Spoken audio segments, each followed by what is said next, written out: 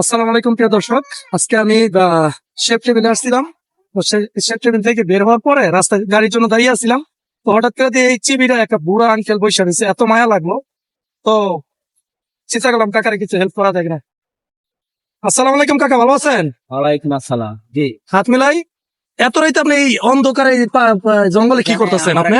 আমার একটা মেয়ে আছে আর কি, বুঝছেন? মেয়েটা এখানে আর কি তার বান্ধবীর লোক নতুন চাকরি যাইছে, বুঝছেন? হ্যাঁ হ্যাঁ। এই কারণে আর কি তারা নিতে আর কি এখানে আসছে।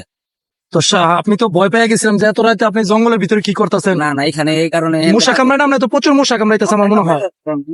তো আপনি এই জায়গা থেকে যত দ্রুত পারে সেরা যান, আপনার খবর লন। হ্যাঁ, জি, আপনার মেয়ে কোথায় আছে? জি, এই জায়গাটার ভিতরে মনে ও, এটার ভিতরে এই কাজ করে। জি, তো যাই হোক, চলে যান। হ্যাঁ, জি।